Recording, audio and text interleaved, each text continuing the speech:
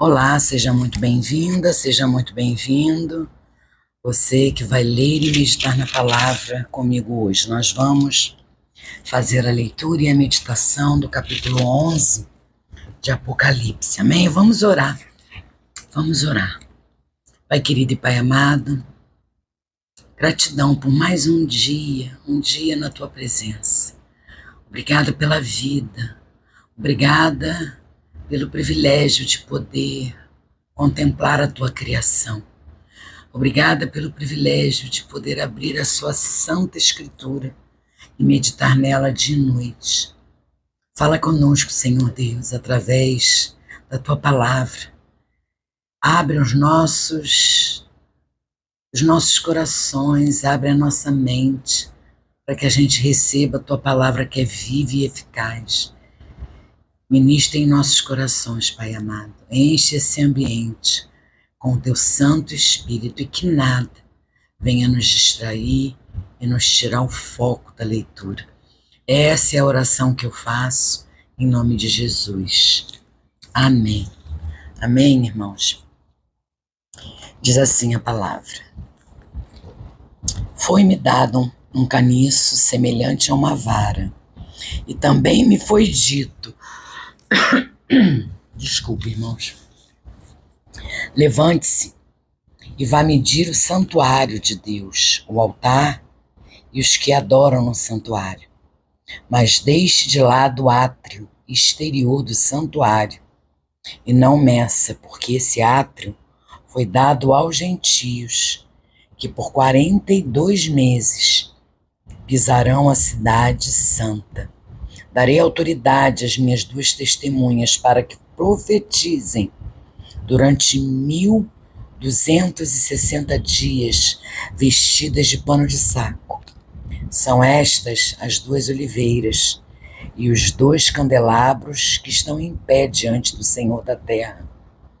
Se alguém pretende causar-lhes dano, da boca dessas testemunhas sai fogo e devora os inimigos. Sim, se alguém pretender causar-lhes dano, certamente deve morrer. Elas têm autoridade para fechar o céu, para que não chova durante os dias em que profetizarem. Tem autoridade também sobre as águas para transformá-la em sangue, bem como para ferir a terra com todo tipo de flagelos, tantas vezes quantas quiserem. Quando tiverem então concluído o testemunho que devem dar à besta que surge do abismo, fará guerra contra elas. A besta vencerá e matará as testemunhas, e os seus cadáveres ficarão estirados na praça da grande cidade, que espiritualmente se chama Sodoma e Egito, onde também o seu Senhor foi crucificado. Então, muito dentre os povos, tribos, línguas e nações contemplarão os cadáveres das duas testemunhas por 3 dias e meio e não permitirão que esses cadáveres sejam sepultados. Os que habitam sobre a terra se alegrarão por causa da morte dessas duas testemunhas. Realizarão festas e enviarão presentes uns aos outros, porque esses dois profetas atormentaram os que moram sobre a terra. Mas depois dos 3 dias e meio, entrou neles um espírito de vida vindo da parte de Deus, e eles se ergueram sobre os pés, e aqueles que os viram ficaram com muito medo. E as duas testemunhas ouviram uma voz forte vinda do céu dizendo-lhes: subam para cá. E subiram ao céu numa nuvem, e os seus inimigos as contemplaram. Naquela hora houve grande terremoto, e ruiu a 10ª parte da cidade. Nesse terremoto morreram 7.000 pessoas. As outras pessoas ficaram aterrorizadas e deram glória ao Deus do céu. Passou o segundo ai. Eis que sem demora vem o terceiro ai. O 7º anjo tocou a trombeta e houve no céu vozes fortes dizendo: O reino do mundo se tornou do nosso Senhor e do seu Cristo, e ele reinará para todo sempre. E os 24 anciões que estavam sentados no seu trono diante de Deus prostraram-se sobre o seu rosto e adoraram a Deus, dizendo: Graças te damos, Senhor Deus, Todo-Poderoso, que és e que eras, porque assumiste o teu grande poder e passastes a reinar. Na verdade, as nações se enfureceram. Chegou, porém, a tua ira e o tempo determinado para serem julgados os mortos, para se dar o galardão aos teus servos, os profetas, os santos e aos que temem o teu nome, tanto aos pequenos como aos grandes, e para destruíres os que destroem a terra. Abriu-se então o santuário de Deus, que se acha no céu, e foi vista a arca da sua aliança no seu santuário, e sobrevieram relâmpagos, vozes, terremoto e forte chuva de granizo. Glória a Deus, né? Glória a Deus por esse capítulo 11 de Apocalipse. O capítulo 11 é um interlúdio, ainda é um interlúdio antes do toque da sétima trombeta. É antes do toque da sétima trombeta. Vimos no capítulo 10 sobre o anjo forte com um livrinho na mão, como João recebeu, a ordem de comer o livro e depois profetizar. A igreja precisa interiorizar a palavra, comê-la e proclamá-la. Essa palavra é doce e também amarga. Doce para quem proclama, amarga para quem a rejeita. Ela traz vida e também juízo. Nesse capítulo 11, nós veremos de forma viva a missão da igreja no mundo, sua proteção, proclamação, perseguição, triunfo e então o surgimento triunfante e vitorioso do reino de Deus. Amém, meu irmão? E meditando na leitura desse capítulo 11,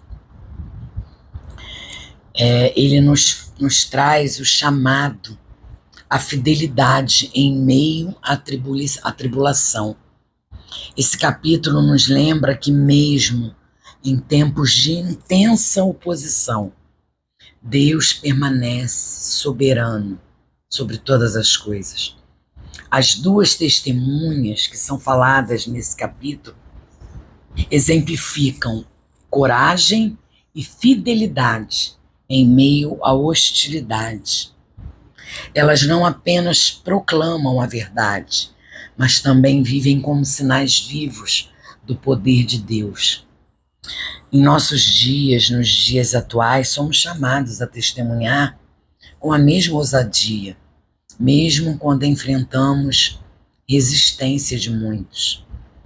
A medição do templo nos desafia a refletir sobre nossa adoração.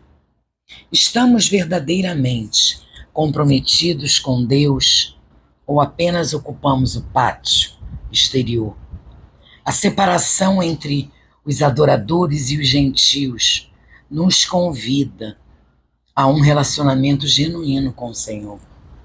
Em um mundo que frequentemente rejeita a santidade, precisamos permanecer firmes e dedicar nossas vidas completamente a Ele. Precisamos continuar caminhando, vivendo, buscando a santidade. Sem elas, não veremos a Deus. Viver em santidade é fazer aquilo que é certo, é não flertar com o pecado, é não deixar que nos tornemos engessados pelo pecado, porque o pecado é desse jeito, a gente comete um pecadinho, amanhã o mesmo pecadinho, e aí a gente vai começando a achar que é normal, que tá tudo bem, que não tem nada a ver. Nós estamos na era do nada a ver, né? Então a gente precisa permanecer firme e dedicar a nossa vida completamente a Jesus. A proclamação da sétima trombeta nos enche de esperança. Embora o mal pareça prevalecer, o reino de Deus já foi estabelecido. Jesus reinará para sempre. E essa promessa, ela deve nos fortalecer. É essa promessa que nos dá esperança. Em meio a desafios, lembramos que o nosso destino final é seguro. Somos cidadãos de um reino eterno e inabalável. Essa passagem nos ensina que Deus ele está no controle, mesmo quando tudo parece caótico. O mesmo Deus que deu poder às testemunhas também nos capacita hoje. Ele nos chama a ser luz em um mundo em trevas e a viver com a expectativa da sua vitória final. Como é maravilhoso, né? A gente entender, a gente ler a palavra de Deus e entender, né, perfeitamente o que ela quer nos dizer. E esse capítulo, ele me confrontou e vai te confrontar provavelmente também, né? Porque eu me perguntei, quem sou eu? Quem sou eu? Santuário de Deus ou átrio exterior? Quem sou eu? Testemunha fiel ou amante do mundo? Onde é que eu vou estar quando a sétima trombeta tocar? Eu estarei no santuário aberto de Deus ou atormentado pelos flagelos? E você, meu irmão? E você? Já se fez essas perguntas? E o tempo da oportunidade é agora. Amanhã pode ser tarde demais. Volte-se, meu irmão, para o Senhor, enquanto é tempo, e busque-o enquanto Ele está perto.